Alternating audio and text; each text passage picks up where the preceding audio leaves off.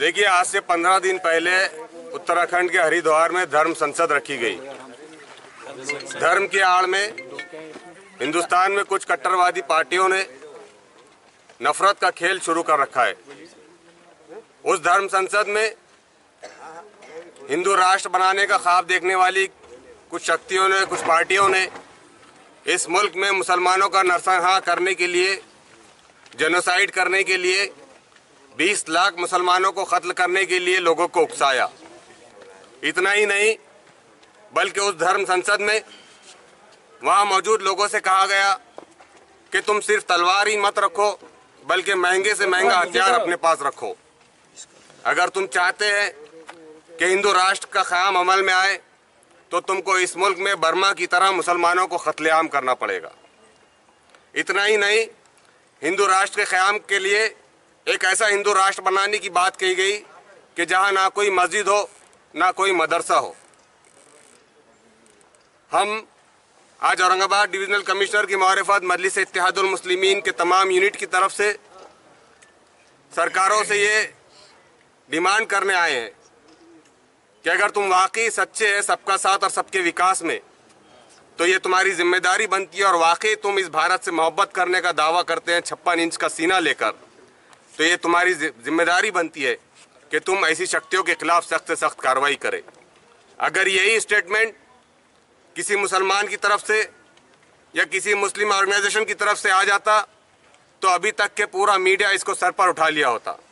इतना ही नहीं, बल्कि ये स्टेटमेंट देने वाले सलाखों के पीछे होते।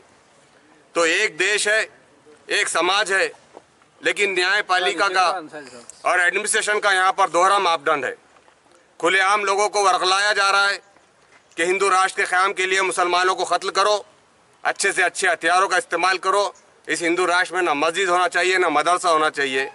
अगर इस किस्म की भाषाओं का इस्तेमाल करने पर रोक नहीं लगाई गई तो देश का अमन और चैन खत्म हो जाएगा।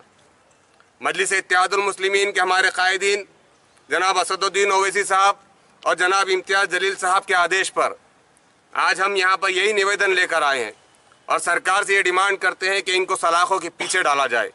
UAPA के तहत इनके ऊपर कार्रवाई की जाए। देश से मोहब्बत करने का दावा करने वाले, अगर वाकई तुम इस देश से मोहब्बत करते हो तो तुम्हारी जिम्मेदारी है कि तुम देश को जोड़ के चलो, ना कि तोड़ के चलो। मजलिस इत्तेहादुल मुस्लिमीन इन शक्तियों की निंदा करती है और अगर इनके खिलाफ सख्त से सख्त कार्रवाई नहीं की गई तो हम सड़कों पर भी उतरेंगे और हम न्यायपालिका का भी रुख करेंगे। सर, ये देखिए, जो धर्म संसद के अंदर जहर उगला गया है ख़ास तौर पे मुसलमानों के बारे में, तो आज मजलिस इत्तेहादुल मुस्लिमीन ने शारिक नक्शबंदी साहब की क़ियादत के अंदर यहाँ पर डिविज़नल कमिश्नर को एक मेमोरेंडम दिया। और अगर इसके ऊपर गवर्नमेंट अगर एक्शन नहीं लेती है तो इसका सीधा सीधा मतलब ये रहेगा कि ये धर्म संसद जो है तो ये BJP गवर्नमेंट ने ऑर्गेनाइज़ करवाई। इसका सीधा सीधा मकसद यही होगा। और अगर गवर्नमेंट ने अगर ये नहीं करवाई है तो जिन लोगों ने ये ऐसी जहरीली बातें की है तो उनको गिरफ्तार किया जाए और उनको जिस तरह मुसलमानों को सज़ा देते हैं और जिस तरह मुसलमानों पे एक्शन लेते हैं तो उनके बारे में भी लेना चाहिए। ऐसी हमारी डिमांड